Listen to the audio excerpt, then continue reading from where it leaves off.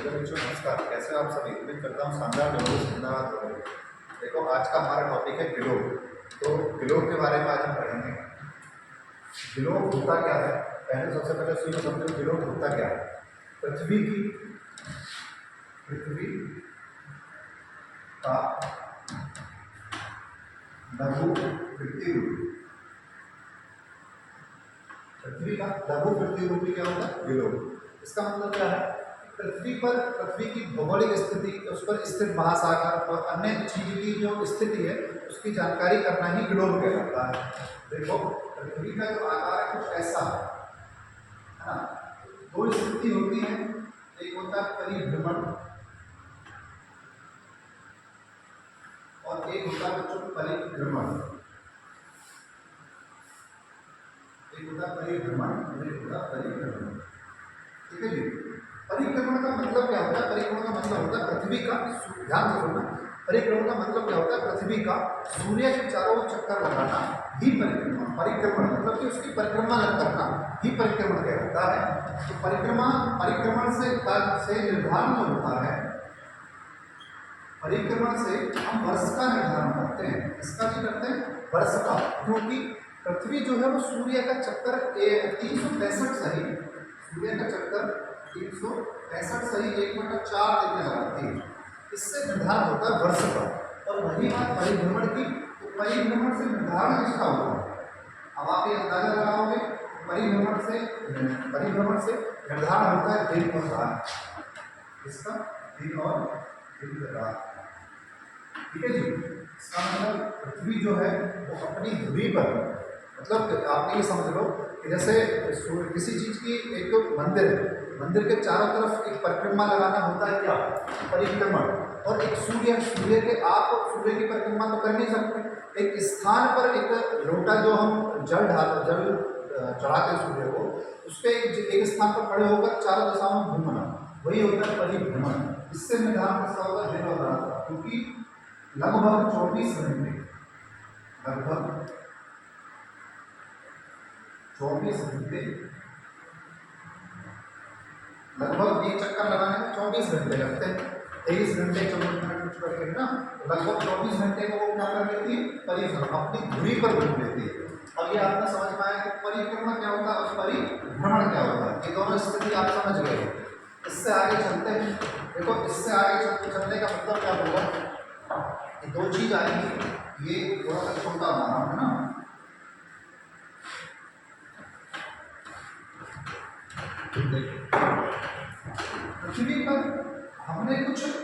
पृथ्वी पर हमने कुछ काल्पनिक रेखाएं ऐसी खींची हैं, जो काल्पनिक रेखाएं जिनसे स्थिति का पता चलता है ना। तो देखो, दो तरह की रेखाएं होती हैं। एक होता है अक्षांश, नंबर 2 दूसरा होता है देशांतर। ठीक है जी। अक्षांश और देशांतर। देखो, पृथ्वी पर, ये शुद्ध भाषा में समझा रहा हूं, बिल्कुल सिंपल में। पृथ्वी पर ऐसे पड़ी हुई रेखा है ना, पड़ी हुई रेखा वो क्या कहते हैं? अक्षांश रेखा।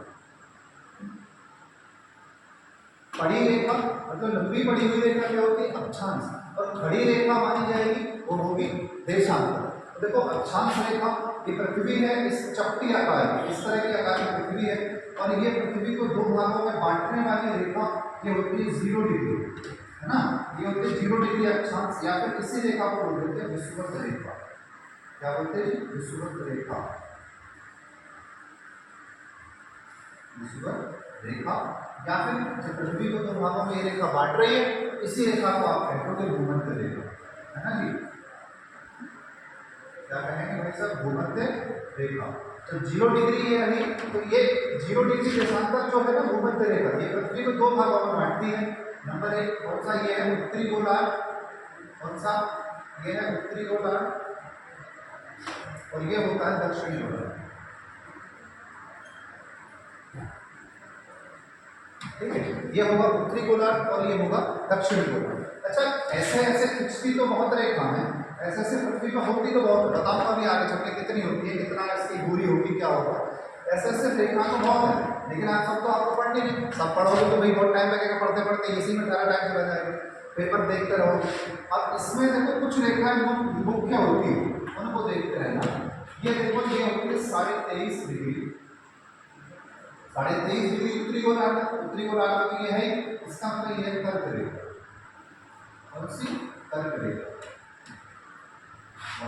इससे ऊपर होती है ये होती है 66.5 डिग्री, ठीक है जी, ये होती है 8 डिग्री।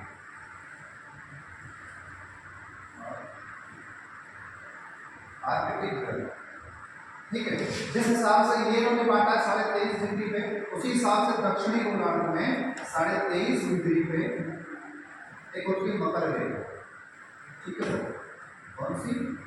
मकर रेखा। और जिस हिसाब से 66.5 डिग्री आर्कटिक, उसी हिसाब से उत्तरी दक्षिणी गोलार्ध में 66.5 डिग्री अंटार्कटिक, कौन सा? अंटार्कटिक, ठीक है जी। ये देखो, ये बात आप याद रखना कि ये जो जितने भी अक्षांश रेखा होती है, ये आपको सिर्फ 5 अक्षांश याद रखने हैं। देखो अक्षांश तो बताऊंगा कितने हैं, अक्षांश रेखा भी बताऊंगा कितनी है, ये आप याद रखना कि ये होती है 5 तो मुख्य होते हैं, है ना? कौन सा? 0 डिग्री भूमध्य रेखा, और 23.5 डिग्री उत्तरी गोलार्ध में पूछे तो कर्क रेखा, और 23.5 डिग्री दक्षिणी गोलार्ध में पूछे तो कौन सा? मकर रेखा, ठीक है सर। और अगर आपसे पूछ ले, एक क्वेश्चन आएगा पेपर में आ जाए, दक्षिणी गोलार्ध में, ये क्वेश्चन आपसे पूछ ले दक्षिणी गोलार्ध में 66.5 डिग्री पे कौन सी रेखा? आर्कटिक, ठीक है। और उत्तरी गोलार्ध में कौन सा? 66.5 डिग्री आर्कटिक। देखो ये जो जितने भी अक्षांश है ना, अब दो अक्षांशों के बीच में, ये बहुत इंपॉर्टेंट बात है,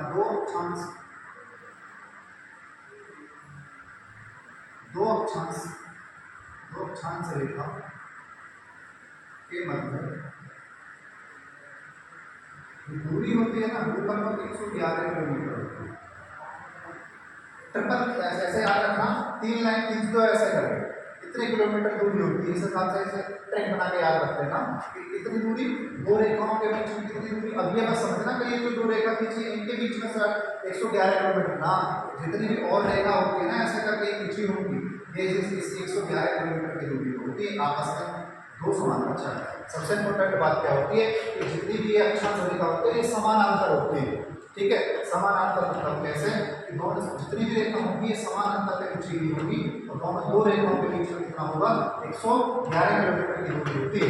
और दो रेखाओं के जो बीच का क्षेत्र होता है, ध्यान से समझना, दो अक्षांशों के बीच में, दो अक्षांश रेखा के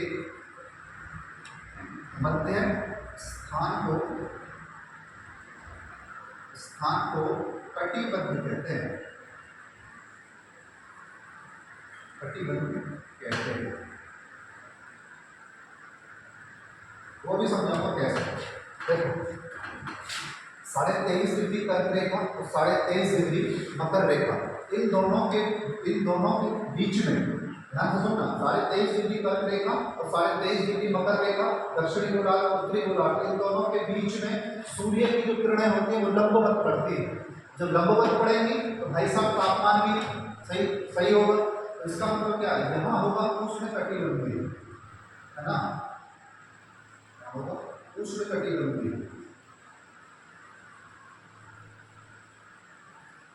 ठीक है, ये बात याद रखना। उष्णकटिबंधीय और यहाँ होता है शीतोष्णकटिबंधीय, शीतोष्ण होता है शीत। उसी प्रकार इस तरफ चले जाओ, ये शीतोष्ण हुआ और ये होता है शीत, ठीक है सर। देखो इन दोनों के बीच में उष्णकटिबंध इसलिए क्योंकि सूर्य की जो किरणें वो लंबवत पड़ती है ना, लंबवत पड़ेगी तो तापमान उष्णकटिबंध और शीतोष्ण कटिबंध, ये होता है आपका अक्षांश रेखा। अब अक्षांश रेखा के साथ साथ बता रहा हूँ देशांतर रेखा, है ना, इसे मैं हटा रहा हूँ बीच में से। तो देखो ये हो गया ना शीतोष्ण और शीत कटिबंध, ये हो गया। अब देखो इक्वेशन बना देता हूँ, है ना, अब यहाँ से आगे बढ़ रहा हूँ।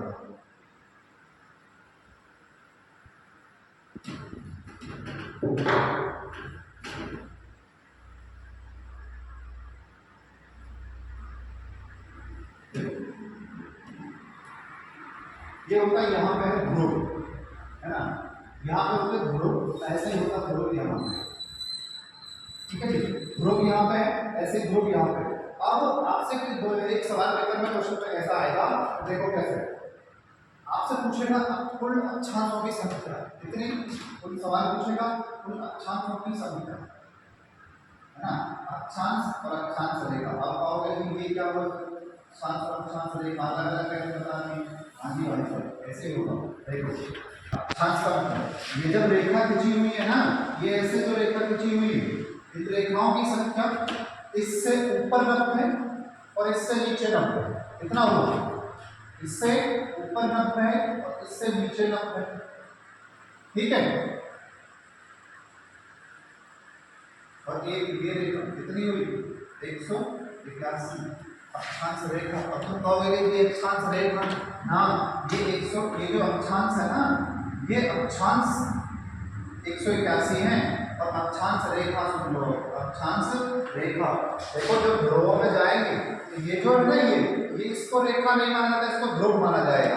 तो एक यहाँ कटी और एक यहाँ कटी, दो कटेंगी, 181 में से 2 घटाओ 179, ये होती है अक्षांश रेखा। और अक्षांश कहेगा 181, ये बात ध्यान रखना। अक्षांश रेखा पूछे तो 179, एनसीईआरटी का बहुत इंपॉर्टेंट सवाल, और अक्षांश पूछे तो 181, ठीक है। उसी हिसाब से अब आपसे पूछेगा कि अक्षांश जो है, अक्षांश से हम करते क्या, अक्षांश से हम जलवायु, मौसमी परिवर्तन, इन चीजों का पता चलता है ना। अक्षांश से जलवायु या फिर मौसमी परिवर्तन, इन चीजों का जो निर्धारण करते हैं तो अक्षांश से करेंगे। उसी प्रकार जैसे अक्षांश आपने पढ़ लिया, देखो इसी प्रकार जैसे अक्षांश पृथ्वी को काट रहा है, ऐसे काट रहा है देशांतर, क्या काट रहा है, देशांतर। ये जो देशांतर है, ये अक्षांश में तो काटा था उत्तरी गोलार्ध और दक्षिणी गोलार्ध, ठीक है।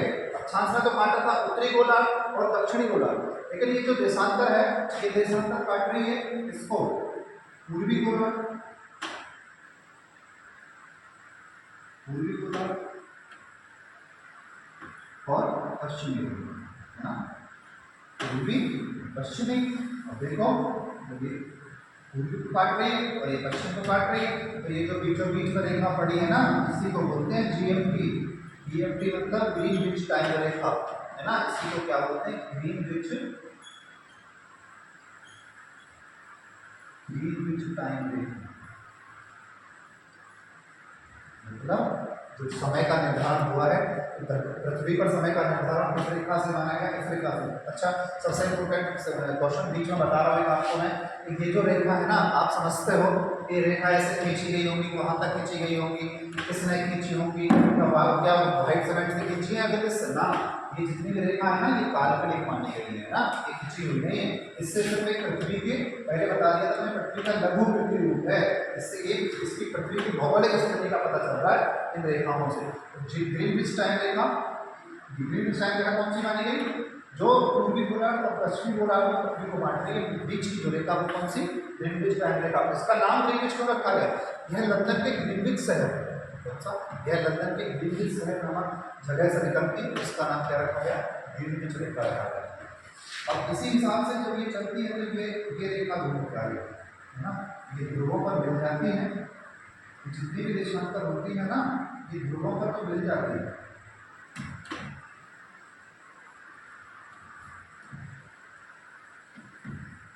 ये भी मैंने पढ़ाया था तुम्हें कि अक्षांश जो है वो समानांतर होती है, लेकिन ये समानांतर नहीं होती, इनकी संख्या कितना, देशांतर जो है ना, देशांतर